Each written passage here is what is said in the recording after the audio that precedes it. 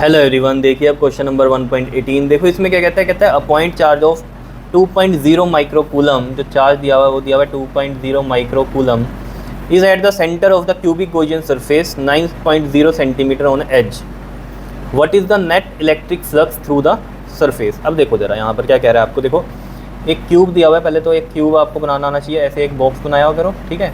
फिर उससे ऊपर थोड़ा सा और एक बॉक्स और बनाना है आपको, ठीक है। प्रैक्टिस से आ जाएगा। और ये लाइनें ऐसे मिला दिया करो ऐसे, ठीक है। डॉटेड मिला दो, चाहे इनको नॉर्मली आप इससे डार्क में भी मिला सकते हो, ठीक है, कोई दिक्कत नहीं। अब इसके सेंटर में क्या कह रहा है आपको, ये एक पॉइंट चार्ज रखा हुआ है 2.0 माइक्रोकूलम का। 2.0 मतलब क्या, 2.0 को मैं 2 भी बोल सकता हूँ। क्यों, देखो 2.0 है ना, पॉइंट हटाऊंगा तो 10 लगेगा तो 2 ही बन गया, ठीक है। और माइक्रोकूलम है तो 2 माइक्रोकूलम है ना, तो 2 इंटू में 10⁻⁻⁶ कूलम, ये तो आपको पता ही है, ठीक है।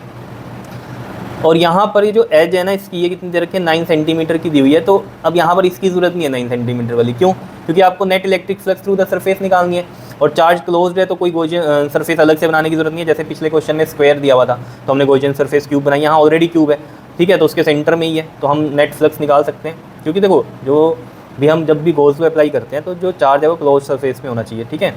तो जो फ्लक्स का फॉर्मूला होता है वो होता है Q/ε0। तो Q कितना है हमारे पास, 2 इंटू में 10⁻⁻⁶, क्योंकि 2.0 माइक्रोकूलम था, वो देख लो आप यहाँ पर मैंने कैसे कन्वर्ट किया। ε0 की वैल्यू आपको पता ही है सभी को, क्या होता है ये ε0, permittivity of free space 8.85 into में 10⁻12 होता है। तो देखो 200 हो जाएगा ऊपर। क्यों, क्योंकि 885 में पॉइंट लगाएगा, पॉइंट हटाएंगे 100 जाएगा, वो 100 ऊपर मल्टीप्लाई होगा 200 और 10⁻6 और -12 ऊपर जाके प्लस का 12, तो 10⁻6 + 12 प्लस का 6 आ जाएगा।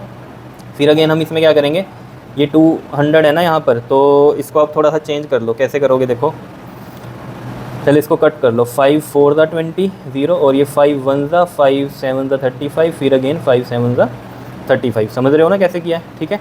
तो 40 बाय कितना आ रहा है ये, 40/177 और ये 10⁻6 की एक 0 यहाँ ले लो, तो ये 10⁵ बचा। अब इसको आप इजीली डिवाइड कर सकते हो। देखो ज़रा 400 है ना, 177 को ये जाएगा 2 पे, तो जब 2 पे करोगे तो 354 आएगा और ये 10 में से 4 गया, कितना होता है हमारे पास 6, 9 में से 5 गया 4, फिर अगेन 0 और ये पॉइंट लगेगा। तो ये आप देखना 177 को अगर आप 3 से करते हो तो ये बड़ा हो जाएगा नंबर, है ना, तो ये 2 पे ही जाएगा अगेन, तो ये 354 ही आएगा। तो बस आगे ज़रूरत नहीं है करने की, सिंपली हम इसको करते हैं। तो 2.2 इंटू में 10⁵ आंसर आ गया और यूनिट बन जाएंगे इसके फ्लक्स के, क्या होते हैं, न्यूटन मीटर स्क्वायर पर कूलम, ये इसका आंसर आ जाएगा, ठीक है। क्लियर है इतनी बात।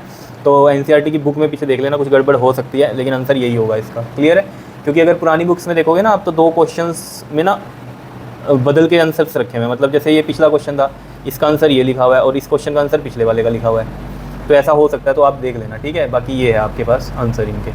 क्लियर कर लोगे, सिंपल ही था क्वेश्चन, सिंपल फॉर्मूला अप्लाई किया और क्वेश्चन हो गया। मेन तो क्या है, इसकी कैलकुलेशन है जो आपको आनी चाहिए करनी। क्लियर, ओके जी, थैंक यू।